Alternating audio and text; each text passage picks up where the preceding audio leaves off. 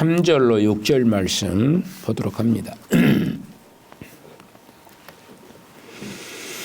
내가 나의 두 증인에게 권세를 주리니 그들이 굵은 베옷을 입고 1260일을 예언하리라. 그들은 이 땅에 주 앞에 서 있는 두 감람나무와 두 촛대니 만일 누구든지 그들을 해하고자 하면 그들의 입에서 불이 나와서 그들의 온수를 삼켜버릴 것이요 누구든지 그들을 해하고자 하면 반드시 그와 같이 죽임을 당하리라. 그들이 권능을 가지고 하늘을 닫아 그 예언을 하는 날 동안 비가 오지 못하게 하고 권능을 가지고 물을 피로 변하게 하고 아무 때든지 원하는 대로 여러 가지 재앙으로 땅을 치리로다. 아멘. 오늘 두 증인에 대해서 생각을 하려고 합니다. 우리가 또 초대교회 때부터 지금까지 또 앞으로 하나님의 바른 교회는 세상과 이단들로부터 많은 핍박을 받아왔고 앞으로도 그 핍박은 계속될 것이라 이렇게 사료가 되는 것입니다. 그러나 이러한 극심한 환난의 날에 성도들은 특별한 보호를 받게 될 것을 오늘 본문에서 약속을 하시고 있는 것을 보게 됩니다.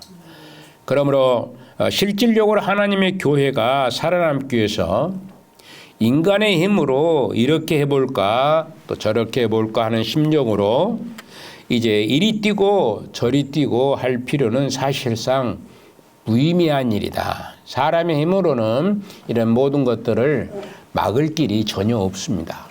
앞으로 우리에게 다가올 환난과 질곡과 공고가 우리의 힘으로는 이것을 이길 수 있는 능력이 사실 없어요.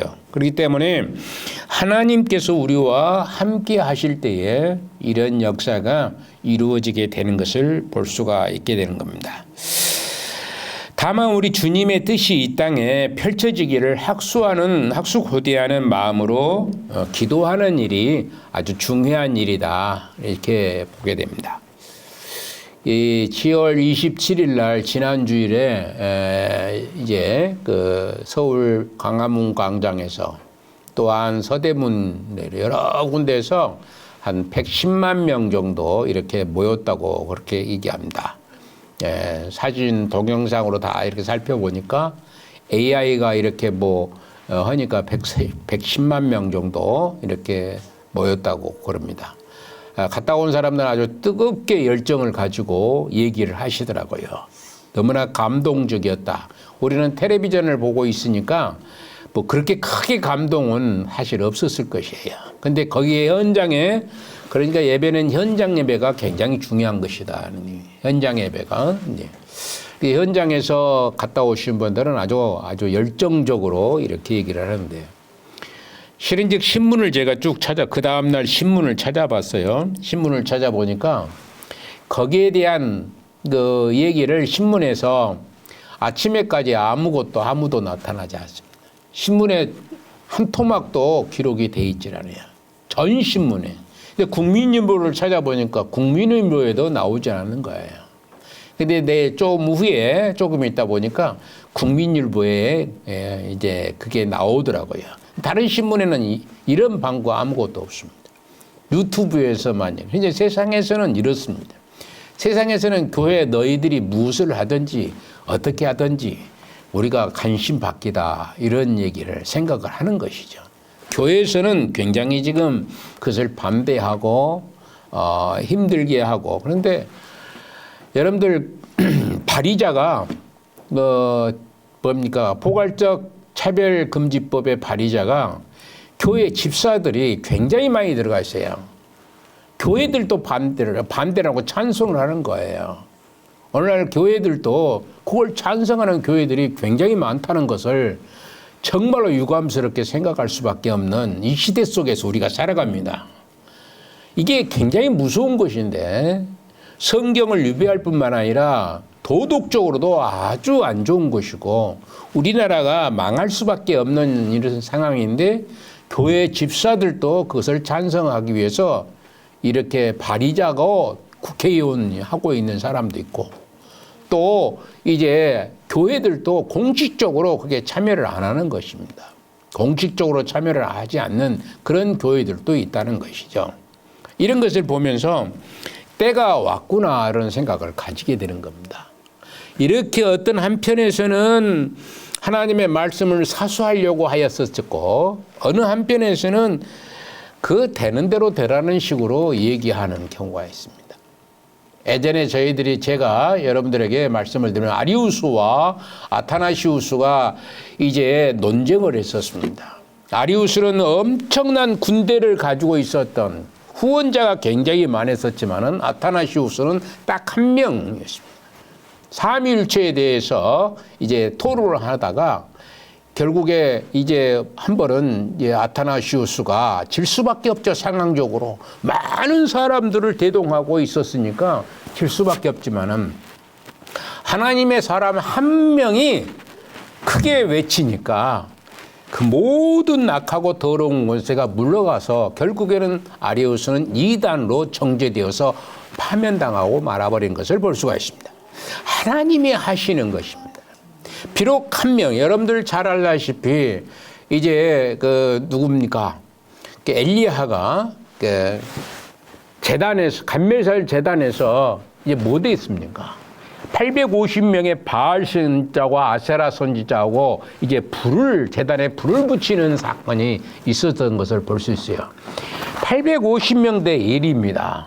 세상적인 눈으로 보게 되면은 850명 대 1이면은 게임도 안 됩니다.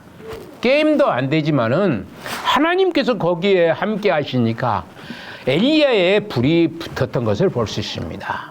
그런 것들을 우리가 생각할 때에 우리가 정말로 하나님의 말씀대로 살면은 우리의 정말로 힘들고 어렵고 환난과 질곡을 견디고 이길 수 있는 능력이 있게 되는 것입니다. 저는 기도할 때에 그런 기도를 가끔 해요. 거의 그러죠. 우리가 몸이 아프죠. 몸이 아프고 한탄을 합니다. 몸이 안 낫죠. 낫기가 우리가 점점점 늙어가고 나이가 먹으면 먹을수록 힘들어지고 그런 건 삶. 저도 마찬가지고. 저도 5만 가지 온전한 데가 하나도 없는 사람입니다. 여러분들한테 다 낱낱이 얘기할 수는 없지만은 저도 이제 제 몸이 그렇게 뭐 건강하고 뭐 활기차고 뛰어다니고 오늘 우리 김계성 권사님 나를 보더만 젊어졌다라고 그렇게 얘기합니다. 얼굴이 이뻐졌다고 그러는데 여러분들 보기 이뻐졌습니까? 근데 저는 몸은 점점 더 아픈 곳이 더 많아지고 어디 하나 성한 데가 하나도 없는 사람입니다. 그럼에도 불구하고 무슨 기도느냐, 이것을 이길 수 있는 힘을 주시옵소서 기도합니다. 이길 수 있는, 낫게 해달라는 기도는 거의 안 합니다. 낫게 해달라는 기도는 안 하고 이길 수 있는 힘을 달라고 기도하는 것이죠. 여러분들이 얼마나 힘듭니까? 정말 압니다. 너무나 고통스러운 것 압니다. 허리 아프고 다리 아프고 가슴이 아프고 이런 것들이 안 아픈 데가 없습니다. 마음도 아프죠. 그러지만 그것을 이길 수 있는 힘을 달라고 기도하면은 하나님께서 크게 역사하셔서 분명히 능히 이길 만한 권세를 주실 줄로 믿습니다. 그러므로 우리의 병마가 사라지게 되는 것이죠. 우리의 병마가 사라지게 되는 겁니다. 그것을 한탄하고 걱정하고 근심하고 그럴 것이 아니라 하나님 앞에 간절한 마음으로 정말로 가슴 깊은 마음으로 기도하고 통구하고 하나님 앞에 영광을 돌릴 때 하나님은 일하시는 분이라는 사실을 우리는 아셔야 될 줄 아는 것입니다. 그러므로 우리는 우리의 앞날을 위해서도 날마다 기도해야 될 것을 오늘 본문에는 분명히 말씀하고 있는 것을 얘기하고 있습니다. 지난 시간에 말씀했던 성정 측량에 대해서 이 환상을 통해 예배를 드리는 공동체를 하나님께서는 보호하시고 보존하시는 약속을 부여하심을 우리는 들었습니다. 성전을 측량을 하셨다 그래요. 교회 믿음의 백성들을 측량을 한 거예요. 도달해 됐다는 게 측량에 맞았다. 그 사람들을 보호하고 보존하신다고 말씀하신 적이 있습니다. 때문에 이 마지막 시대를 살아가는 우리 믿음의 백성들은 어떻게 살아남을 수 있는 것이 어떻게 살아남아야 될 것이 아니라 두 증인의 사명의식을 가지고 살아야 하는 것이 주님의 귀하신 뜻일 것입니다. 두 증인이라는 거예요. 오늘 얘기한 것은 두 증인에 대해서 얘기합니다. 우리는 그래서 이 마지막 시대를 쓰여서 예배드리는 공동체를 향하여 주님의 뜻이 무엇인지를 물어야 할 것입니다. 제가 오늘 새벽에 말씀을 간략하게 얘기를 하죠. 겁나게 간략하게 얘기합니다.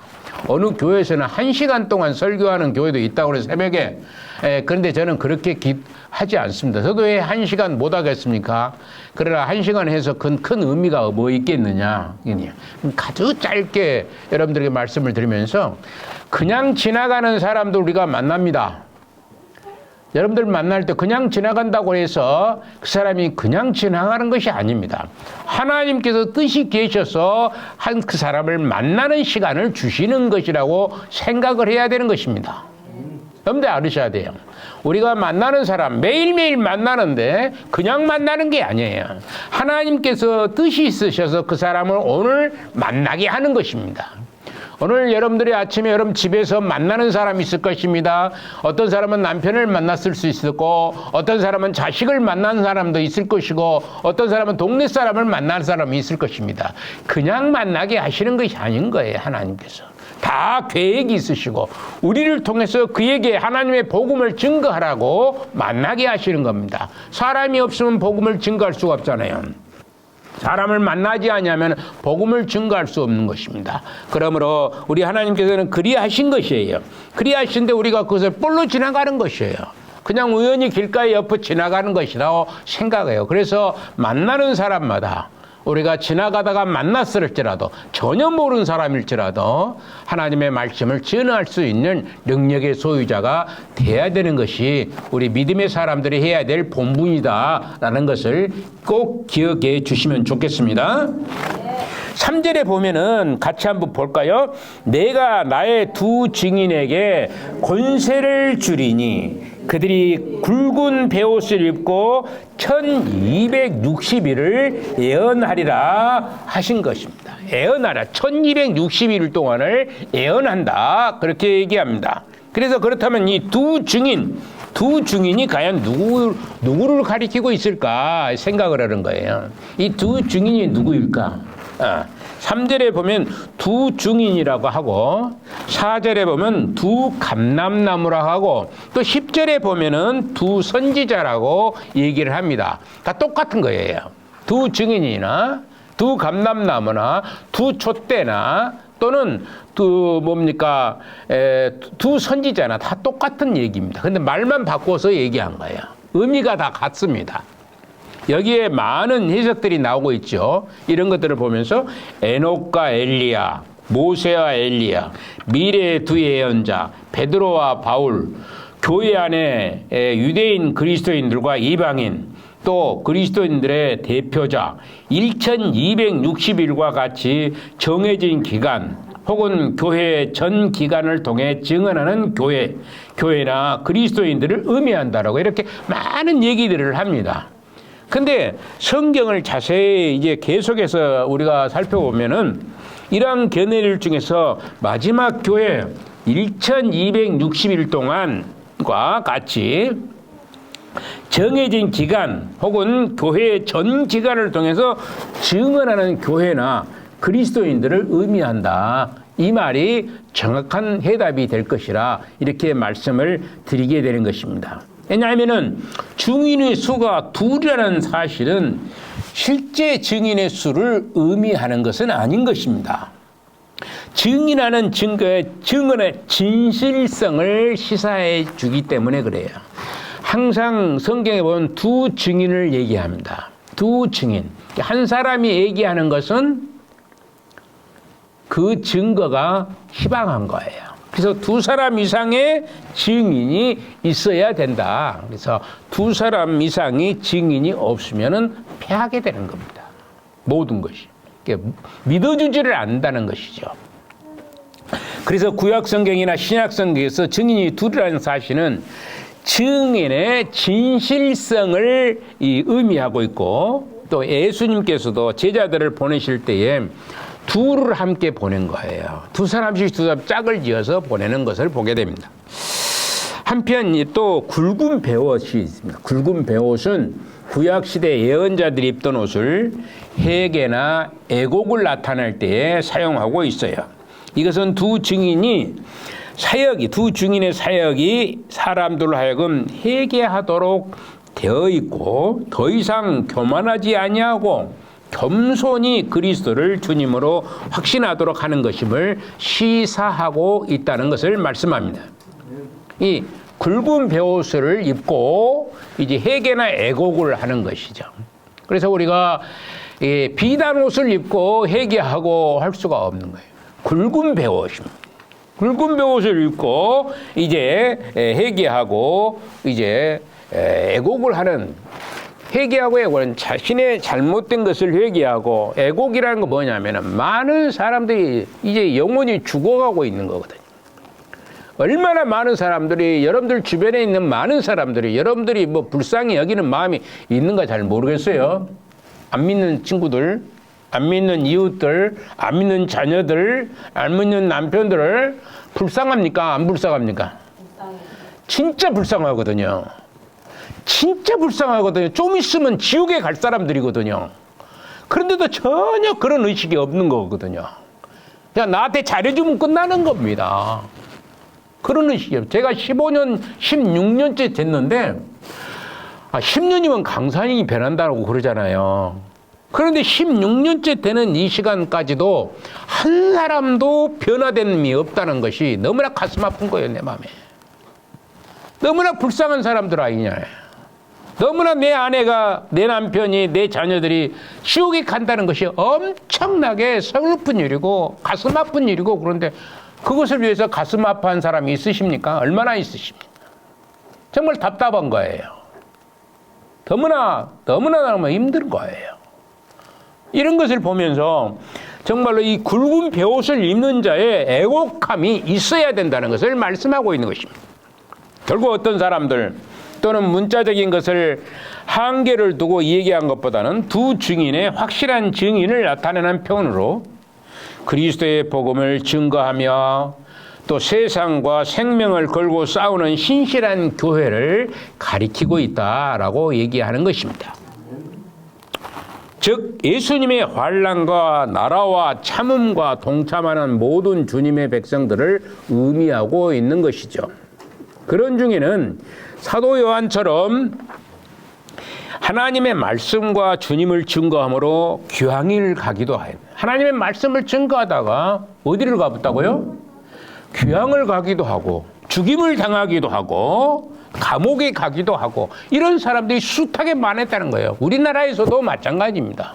이 말씀을 전하면서 선교사들이 얼마나 많이 죽었는 것을 여러분들 기억하실 겁니다.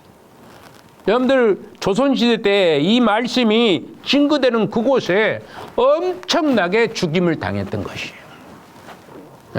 죽임을 당해. 그랬기 때문에 이 나라가 이렇게 번성할 수 있는 것이고, 그들의 피해 보답이 나온 것입니다. 피해 보답이 나온 거예요.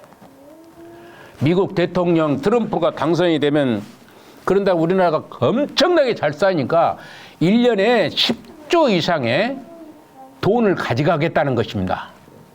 지금 1조 정도 이렇게 국방비로 가져가는 거예요. 미군들이 이렇게 들어와서 이제 우리나라를 지켜주니까. 단 미군이 없으면 우리나라가 힘들거든요.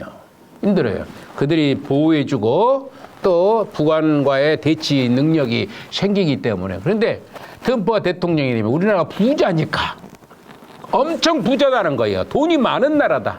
그래서 10조를 가져가 1년에. 그럼 우리나라 경제가 흔들립니다.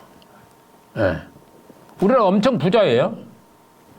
근데 이렇게 잘 살게 된 것도 여러분들이 잘해서 못인 것도 있겠지만은 엄청나게 하나님께서 은혜를 주시고 복을 주시기 때문에 이러한 만큼의 큰 은혜가 오게 된 거야. 얼마나 가난했던 시절이 여러분들이 있었습니까? 엄청나게 가난했던 시절이 있었어요. 근데 지금은 배고파서 굶어 죽은 사람은 없습니다. 저 어렸을 때만 해도 굶은 일이 매일 쌓여있어요. 밥 못 먹어. 없어서 굶어요. 굶어. 금식을 하는 게 아니라 없어서 못 먹는 시절이었었던 것이죠. 근데 지금은 없어서 못 먹는 사람, 아무리 가난해도 없어서 못 먹는 그런 사람은 없지 않습니까? 하나님께서 이렇게 복을 주시는 것도 바로 우리의 선진들이 하나님 앞에 눈물로 기도하고 애곡할 때에 그 보답으로 하나님께서 은혜를 베풀어 주신 것이라는 것을 여러분들이 꼭 기억하시면 좋겠습니다. 그러면 여러분들 후대에게도 그렇게 해야 되는 거예요. 우리가 지금 기도문이 막혀버리고 된다면 우리 후대들은 엄청나게 피해가 오게 된다는 사실을 알으셔야 돼요. 여러분들의 자녀들은 정말로 엄청나게 어려움이 다가온다는 것도 또 알아야 된다는 것입니다.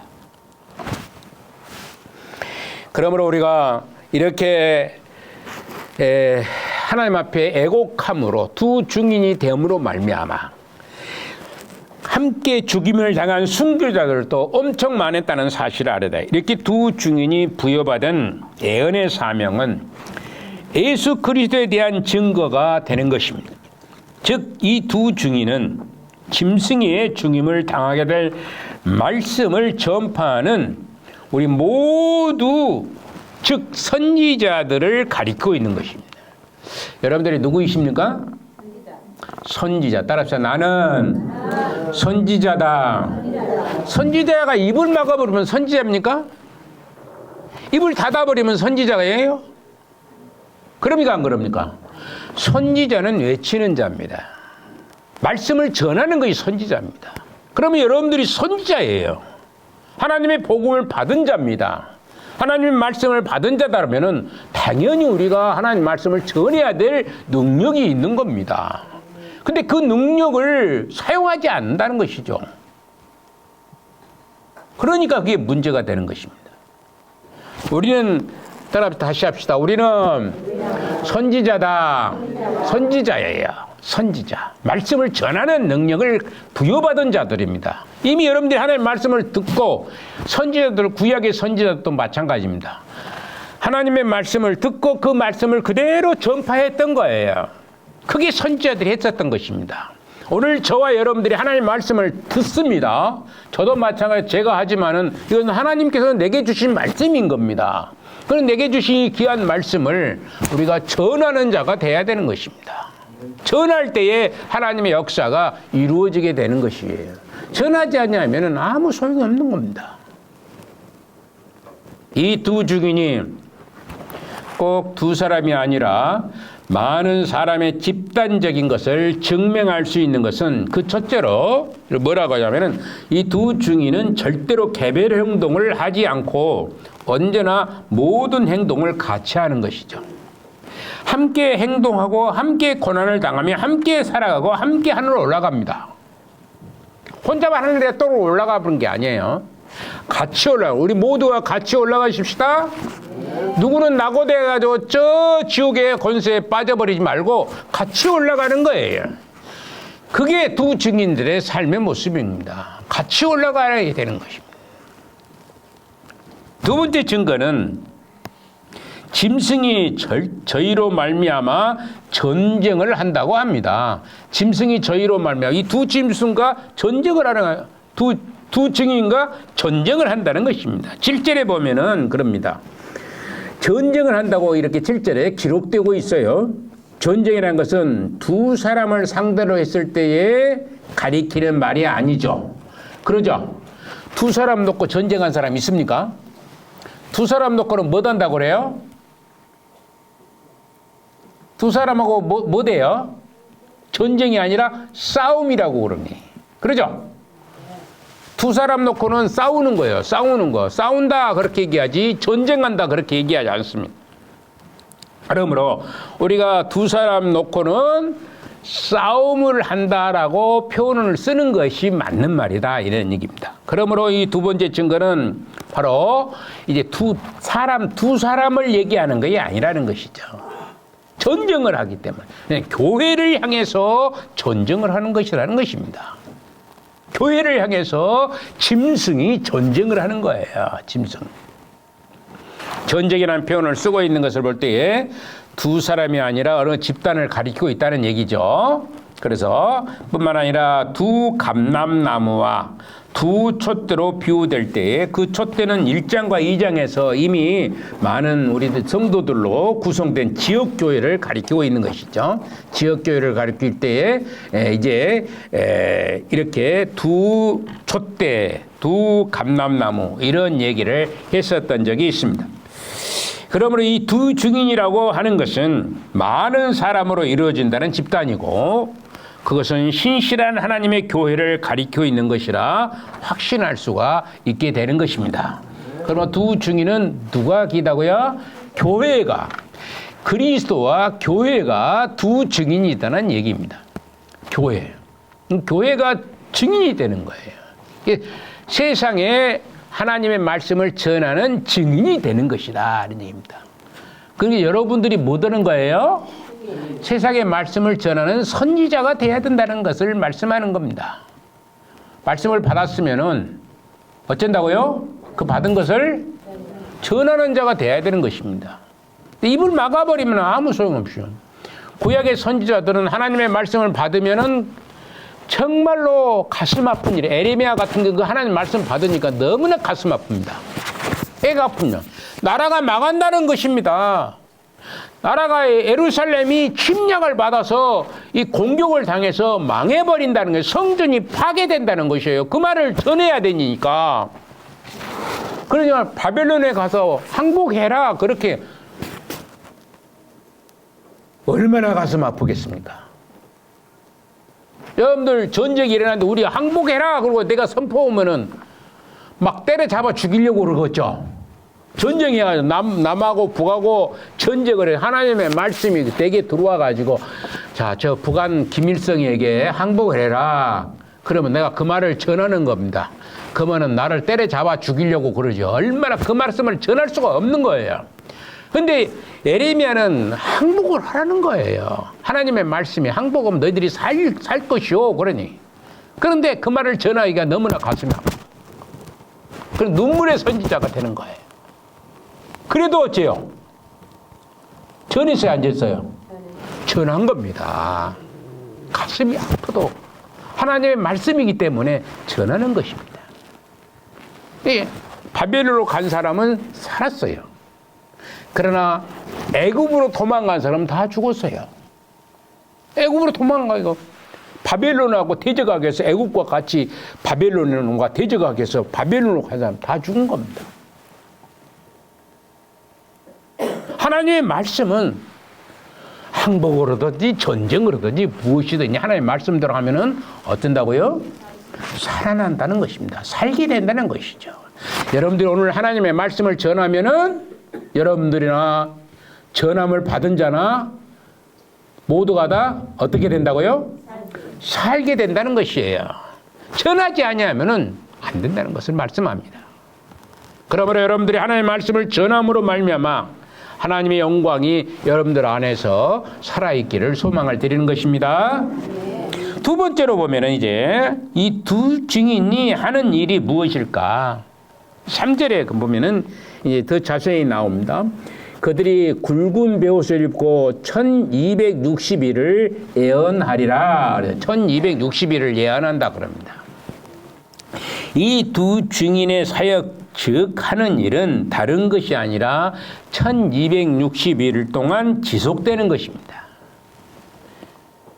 이것을 달로 환산하면 42개월이고 연수로 말하면 3년 6개월이고 또 구약 다니엘서에 보면 한때, 두때, 반때 이렇게 얘기합니다. 이게 1260일입니다. 똑같은 날수를 얘기합니다. 그런데 상황에 따라서 말이 바뀌어지는 것이죠. 3년 6개월 또 뭐냐면은 42개월 이렇게 얘기하고 한때, 두때, 반때 이렇게 얘기한 겁니다. 이것은 그래서 순환의 기간 전부를 말씀할 뿐만 아니라 복음 시대 전체를 얘기한 겁니다. 꼭 1260일을 얘기한 것이 아닙니다. 문자적으로 1260일을 얘기한 것이 아니라 복음 시대 전체를 얘기합니다. 언제가 복음 시대입니까? 이렇게 물어보면 또 몰라. 아무 말도 않고 가만히 있어. 입만 딱 다물고 있어요.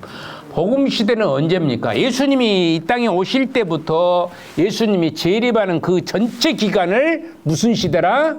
복음 시대라 얘기합니다. 하나님의 복음을 증거하는 시대예요. 추수하는 시대다 이 말입니다. 추수하는 시대. 다다음 주에는 추수감사주일인데 이 추수하는 시대예요. 그렇다면 이 복음을 전하고 추수하는 시대. 그래서 예수님을 영접하게 하는 일을 하는 일이 바로 복음 시대라는 거예요. 이 두 증인이 해야 하는 일을 바로 이렇게 복음을 전하는 일인 거예요. 1260일이라는 말이 이 복음 시대 전체를 가리켜서 말씀한다. 이렇게 얘기하게 되는 것입니다. 그런데 가만히 살펴보면 2절에서는 달로 표현하고 있을 때 짓밟히는 성에 대해서 말씀하고 있습니다. 달로 표현합니다. 달로 표현하고 2절에 보면은 흔히 도시가 포위되는 기간을 달로 표현하고 3절에서는 날로 표현하고 있습니다. 날로 표현하고 있는 것은 애언과 관련되어 있는 것으로 날수로 표현하고 있는데 이것은 거의 틀림없이 하나님의 복음을 증거하는 것을 날마다 행해야 된다는 것을 말합니다. 날로 표현하고 있는 것은 날마다 뭐더라? 복음을 증거하라 라는 얘기가 된다는 것이죠. 달로 표현한다는 것은 전쟁을 한다는 얘기입니다. 전쟁을 한다는 얘기입니다. 도시를 점령할 때 날마다 전쟁하는 것이 아니라 도시를 점령하면은 이제 뜨문뜨문 전쟁한다는 얘기예요. 뜨문뜨문. 그렇죠?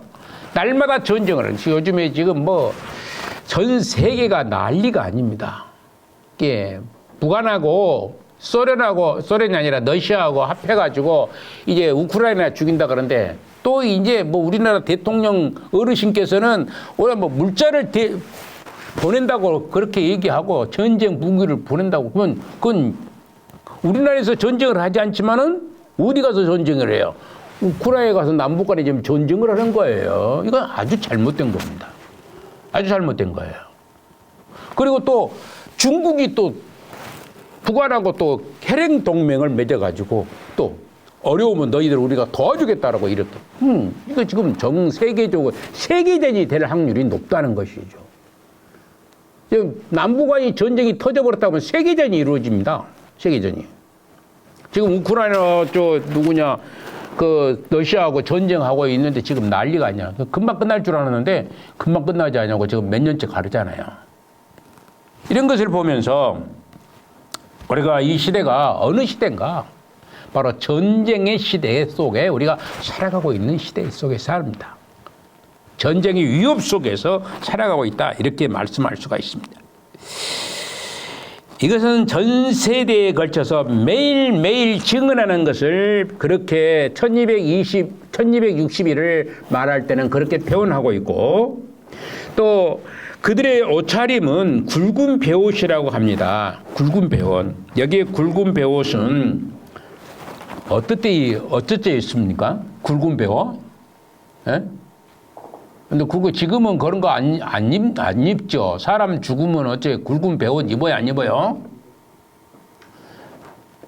죽은 사람만 입지 다른 사람은 안 입죠. 예. 옛날에는 그러했어요.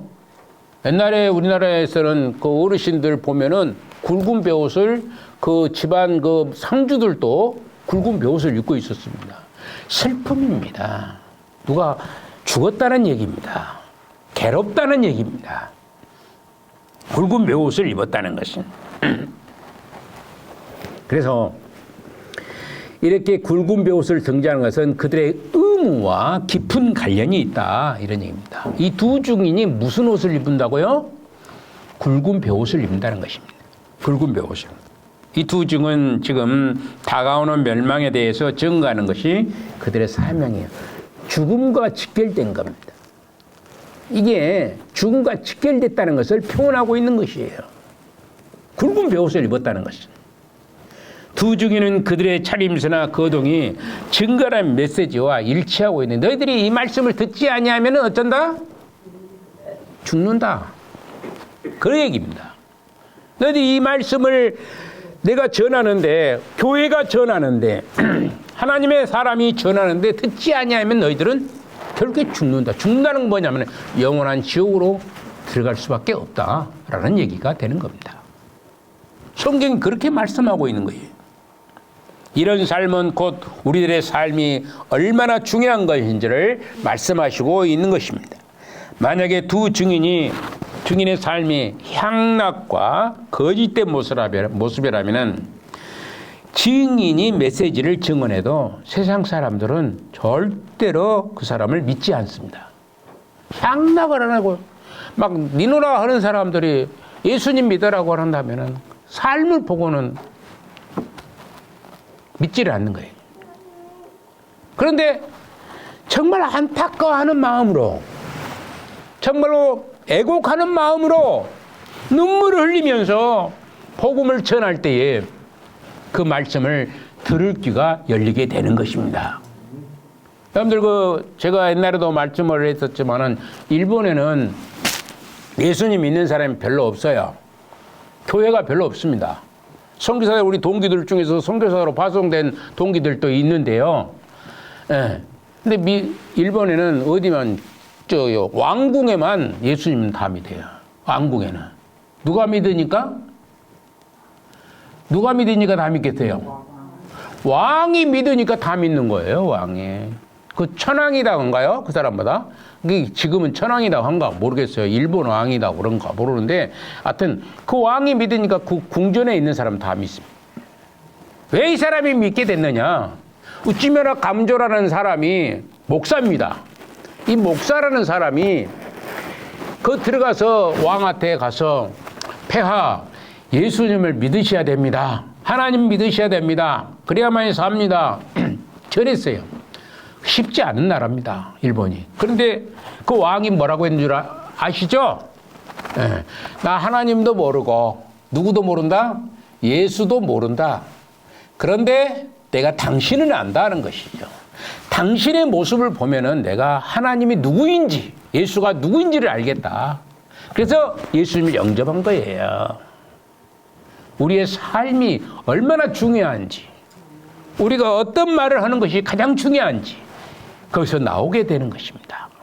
그래서 매일매일 이런 마음을 가지시고 우리가 하나님을 증거할 수 있는 그런 믿음의 소유자가 되시기를 소망합니다. 찬송가 하나 하시고요.